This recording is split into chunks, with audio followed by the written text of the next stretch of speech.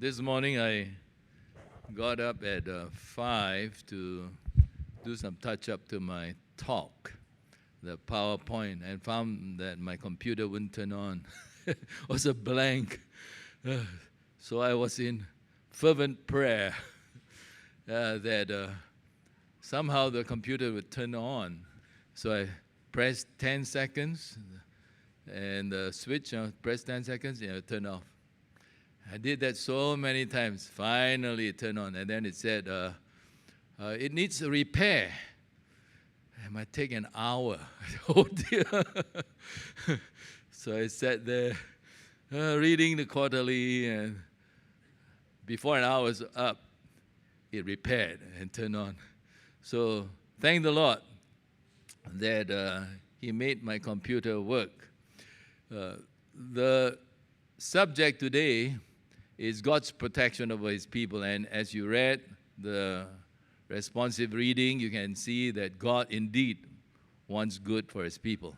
And incidentally, I think the responsive reading is familiar to our visitors from the College General. I've attended the Catholic Church. They have a lot of responsive reading. So I hope you feel at home because of that.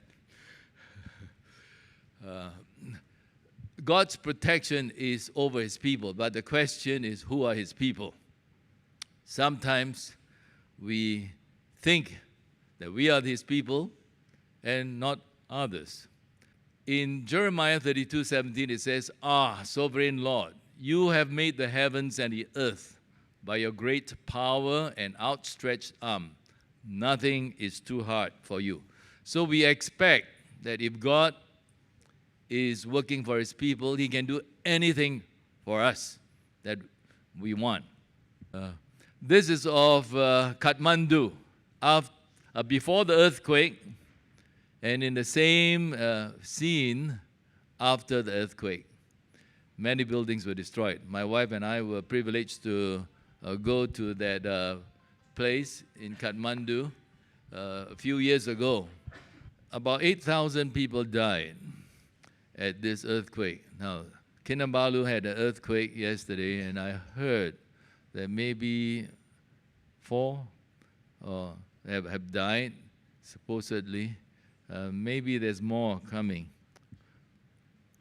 And then, not so long ago, in March 2014, MH370 disappeared, and we're still searching for it. Nobody has come up with any clues as to where it went. And during this time of grief, there were some people who were very thankful they were not on the airplane. There's this person who had a message to his loved one, which said, by the grace of God, we missed our flight to China. I'm okay, as is Rory, my companion. Sorry to worry people. This is reported in the South China Morning Post, 8th March 2014.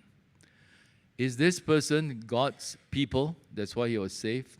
What happened to the 290 some others that haven't been found? There was another message from this Post, South China Morning Post. You can write in your reaction because it's an internet newspaper. So somebody wrote in, God, really? So how come God allowed all those other people to die? This is a tragic accident. No need for God talk here. Then there's MH17. There are more gory pictures that I didn't put up. And similarly, at the time of that accident, not accident, actually, was shot down, there was a post, not in internet, but in our Adventist Review. And the Adventist Review said, Andrew McChesney, Andrew McChesney is the editor, said she missed flight 17 because of the Sabbath. Frida Suhuat Tomaso tells why she changed the ticket from the flight shot down over Ukraine, posted July 25, 2014. She said she didn't want to fly on the Sabbath. And so, because she was God's people, want to observe the Sabbath, she was not on that plane. But the question is, all those people shot down, not God's people? There's Barry Sim and his wife, Izzy, who had intended to fly to Kuala Lumpur on the Malaysia Airlines flight, which was shot down over eastern Ukraine. They were not Seventh-day Adventists, but they missed their flight. Then there's people who missed the flight, not once, but twice, not Adventists. They were not in the plane too. So, here we see that, hey, maybe these are also God's people. And they missed the flight, not because of the Sabbath, they didn't want to travel. So, who are God's people? Does God care for people who do not observe the Sabbath, who are not members of the Seventh-day Adventist Church? Luke 13:1 tells us, and this is Jesus' words when he was talking to people at his time. There were present at that season some that told him of the Galileans whose blood Pilate had mingled with their sacrifices. Pilate was a Roman. He didn't like the Jews, didn't like Christians. And Pilate had killed some of these people. And Jesus answering said unto them, Suppose ye that these Galileans were sinners above all the Galileans, that means the others who were not killed, because they suffered such things? I tell you, nay, no.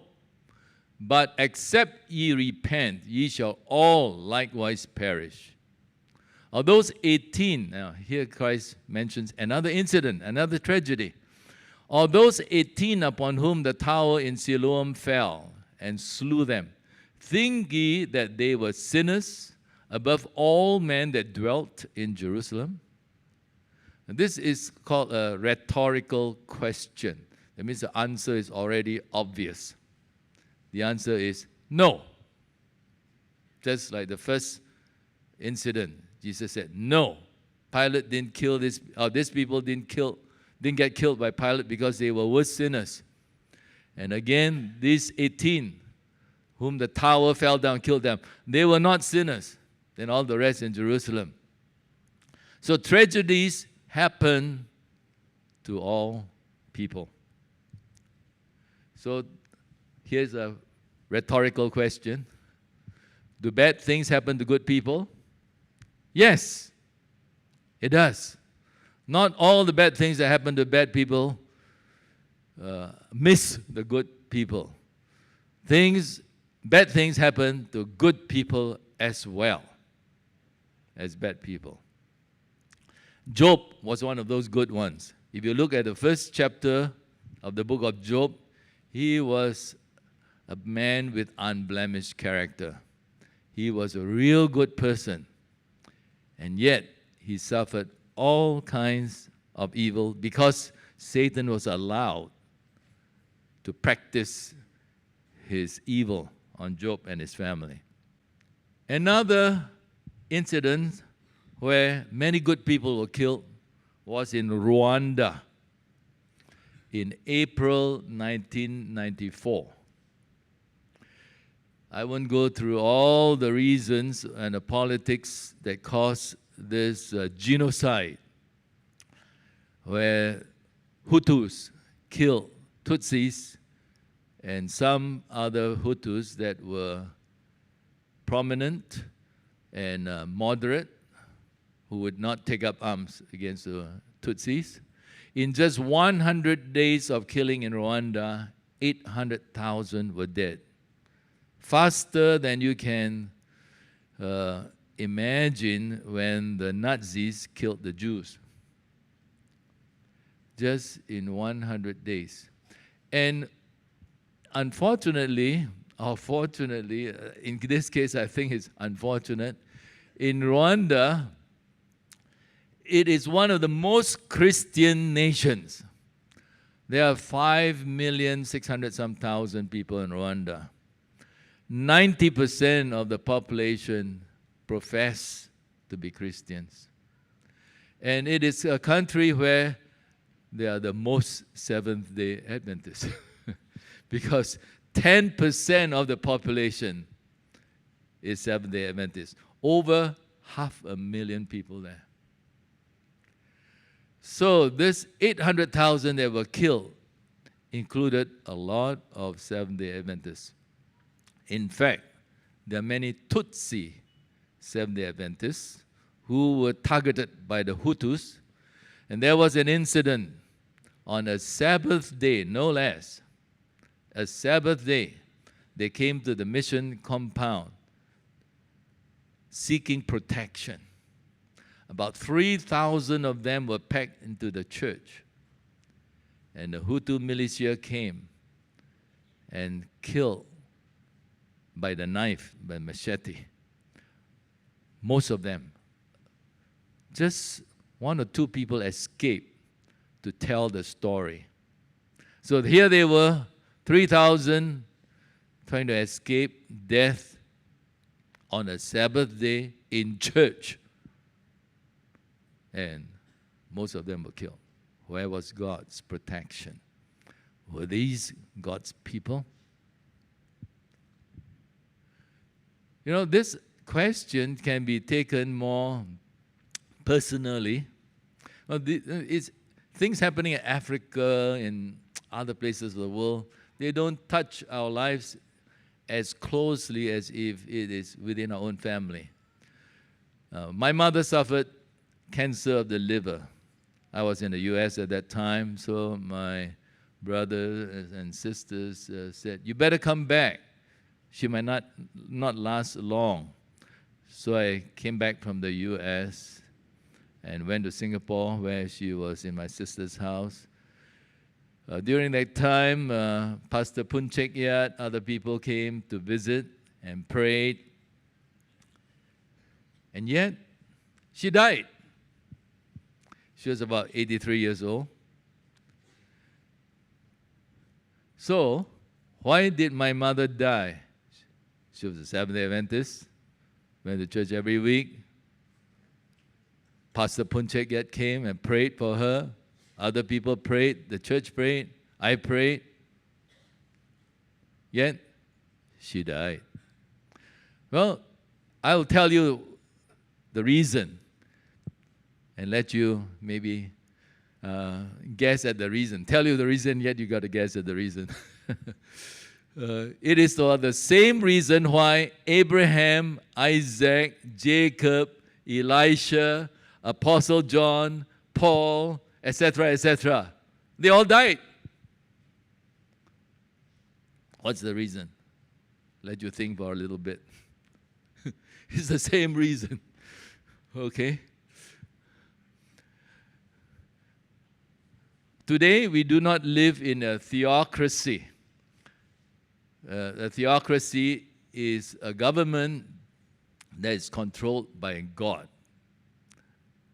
Today, we live in a supposed controlled democracy in Malaysia. But God does not really have a people or a nation that He runs the show. We don't have the priests like the Old Testament times when if they had a difficult question, they would go to the temple and the priest would pray to God and he would wear a special uniform that had a stone on the left and the right shoulder. The stone will have a bright light. If God said yes to a question, rather than on the left, there would be a cloud over the stone that said no. So a theocracy is quite different. Today we live in a secular world, and there are some answers, but you have to search the scriptures. God's answers are in the scriptures.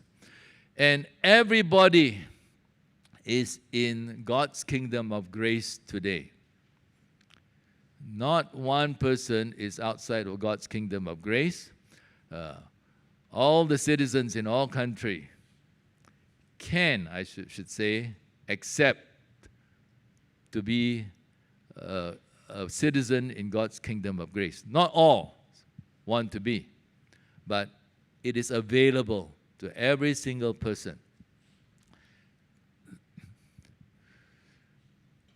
So that's one thing we got to keep in mind before we come to the answer of why good people die. Another reason is that there's no reason that we can come up with, which is that we cannot explain everything that God allows to happen in this world. Why? Because I'm not God. Neither are you.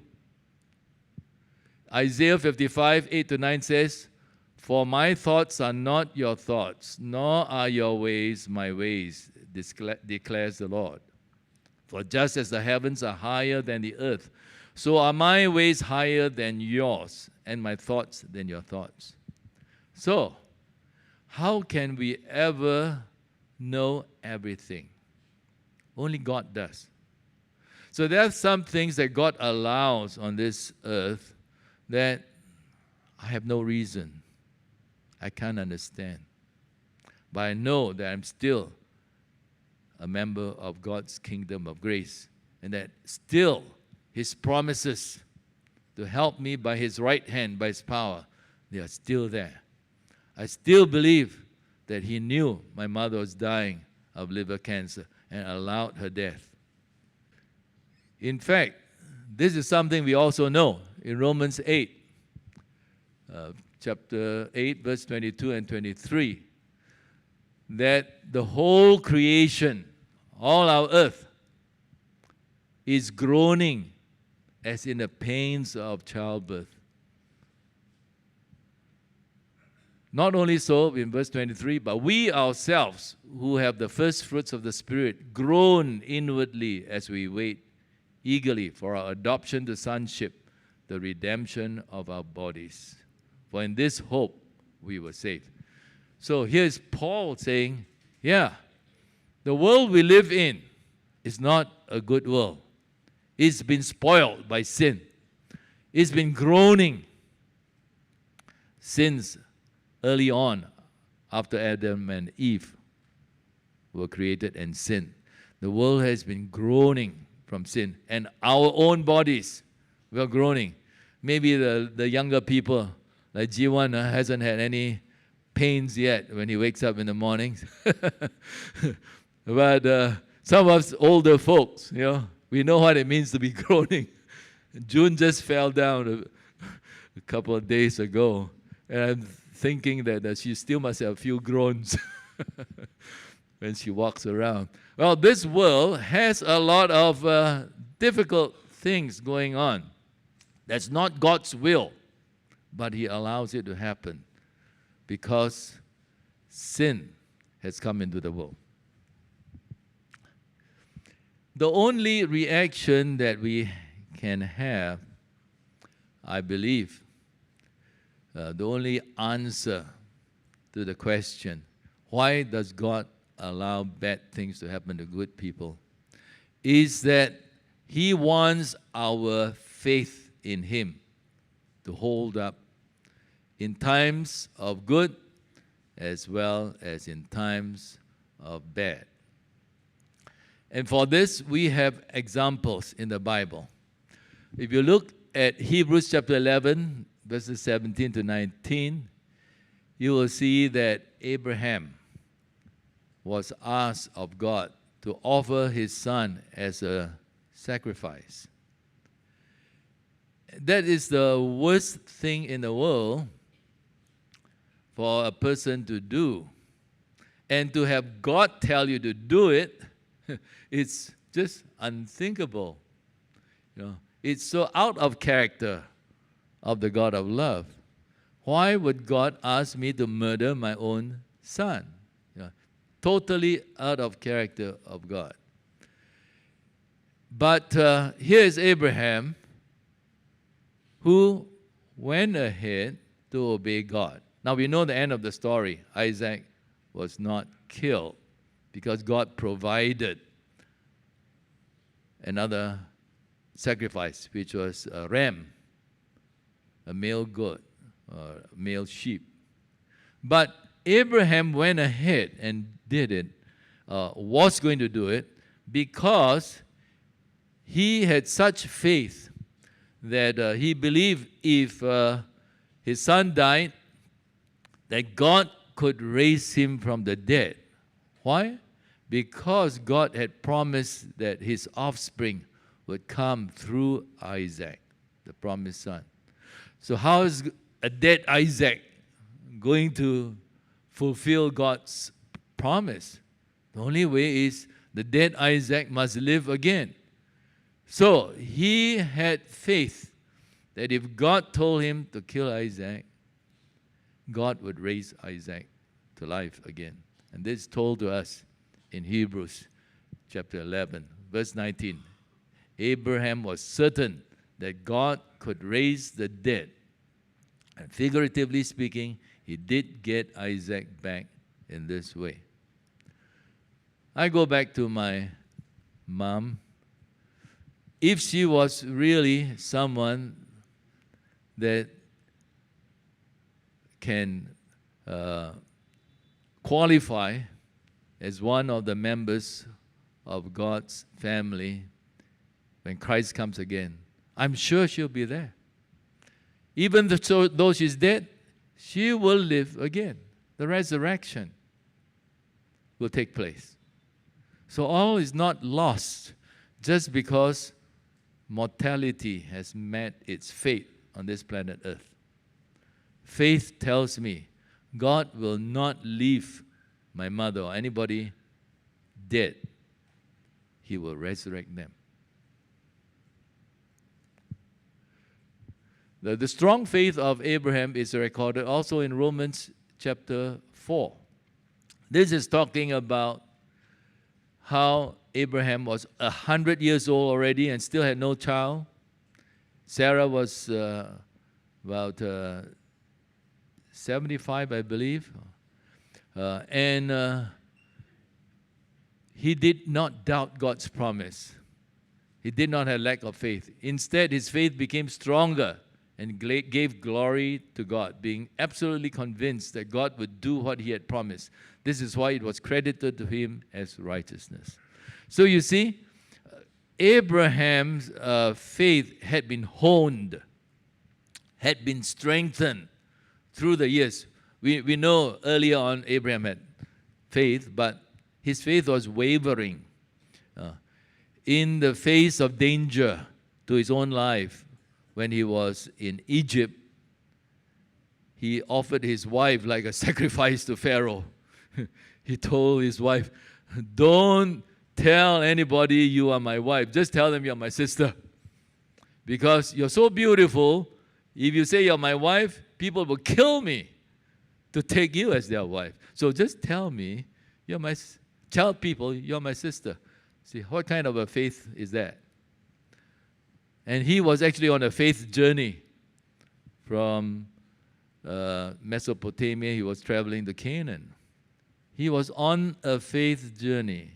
During this faith journey, he acted so horribly to his wife. But he escaped. His wife escaped problems because God protected them. So you can see that Abraham didn't always have this kind of faith that allowed him, when God told him, you sacrifice your son, he would do it. No. If God had told him to do that earlier in his life, he would have said, no, that's crazy. You're not the God I worship. But his faith had been honed. Through mistakes he had made, he had seen God restore him, even though he had made mistakes. And gradually he came to the point Where when God told him, you sacrifice your son, he said, yes, sir, I'll do it. God tells him to jump. He doesn't say why jump, but he says, how high? You've heard that. Because he knew God would always fulfill his promise. Another example in the Bible are the 3 Hebrew young people in Nebuchadnezzar's court. Nebuchadnezzar put up a big golden statue and said, everybody bow down to that. If you don't, I'm going to throw you into the fiery furnace. And these 3 young men said, no, we're not going to bow down. They stood up. And when they were questioned, this is their answer. They were sort of arrogant, but really I don't think they were arrogant. They were just speaking what they really believe. It's not necessary for us to respond in this matter. When the king asked them, not necessary to respond. It's sort of, our minds are already made up. We're not going to change our mind. Your Majesty, if it be His will, our God whom we serve can deliver us from the blazing fiery furnace, and He will deliver us from you. But if not, rest assured, Your Majesty, that we won't serve your gods, and we won't worship the golden statue that you have set up. If that is not impertinence, what is it? But it is actually a faith statement, a really brave statement.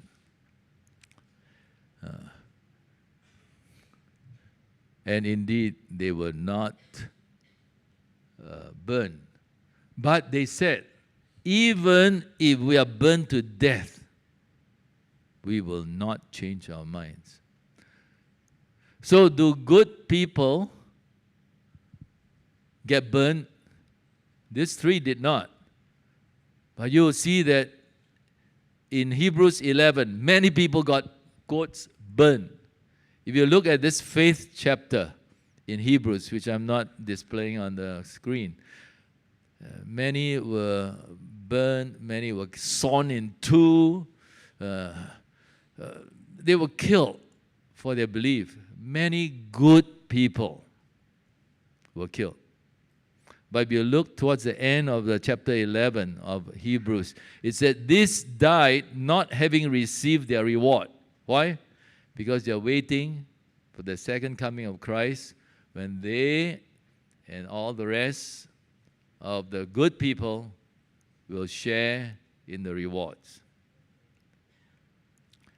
So good people do die, at the hands of bad people even. And God does allow it. Why? Romans 5:3-4 tells us, but we also boast in our sufferings, knowing that suffering produces endurance, endurance produces character, and character produces hope. James 1:3, because you know that the testing of your faith produces endurance. So part of the reason why good people suffer, good people die, is to strengthen our faith, is to produce a character that endures, not for just a short time, but for eternity. And that's called saving faith. Saving faith is primarily future-oriented. It is oriented to tomorrow morning, and it's confident that God is going to work that worrisome situation out. Sometimes not according to what we wanted. The work that God does sometimes in working out a situation is opposite of what we want. Sometimes it's outside of our box, our thinking box, but it's always for our good. That's the kind of faith we must have. Romans 8:32. He who did not spare his own son, but gave him up for us all, will he not also give us all things with him? That's also a rhetorical question. The answer is yes. God will give us all things. Yes, He will. And saving faith is confident of this. Of course, All things means all things that are best for us, including all sorts of tribulation. And that was Paul's experience. In 2 Corinthians 11:24, he said, of the Jews, his own people, 5 times he received 40 stripes, save one. That means 39 stripes. See, the Romans believe that if you get whipped 40 times, you will die. So they always do it 39 times. Almost dead. 5 times, almost dead. Not quite dead. 5 times. 3 times he was beaten with rods. Once he was stoned. 3 times he suffered shipwreck. A night and a day I've been in the deep. 24 hours floating in the sea, not knowing we're going to be rescued. He went through that. He was a good person. He went through that. In journeyings often, in perils of waters, in perils of robbers, in perils by my own countrymen, your own church members. Yeah. In perils by the heathen, in perils in the city, in perils in the wilderness, in perils in the sea, and in perils among false brethren. See? So, what have you experienced and I experienced that is Paul has not? I dare say nothing. He has experienced more than you and I have. In weariness and painfulness, in watchings often, in hunger and thirst, in fastings often. How many of you have gone hungry? In cold and nakedness. Besides those things that are without, that which cometh upon me daily, the care of all the churches. So he was really attacked by evil continually, outside and inside the church. And yet, he held firmly to his faith. Who is weak? And I'm not weak. Who is offended? And I burn not. So what is our response to the good things that happen, bad things that happen to good people?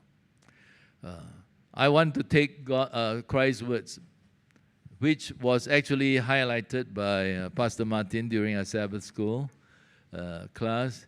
But of that day and hour knoweth no man, no, not the angels of heaven, but my Father only. What's that day?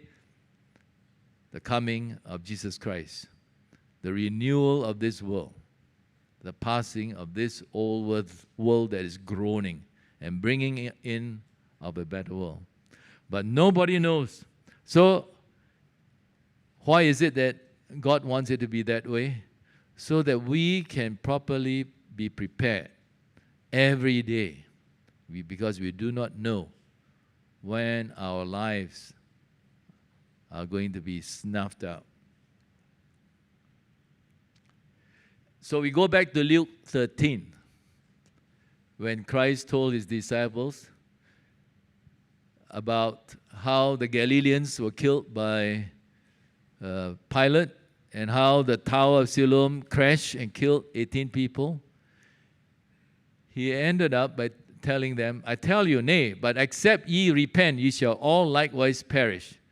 Then he spoke this parable. A certain man had a fig tree planted in his vineyard, and he came and sought fruit thereon, and found none.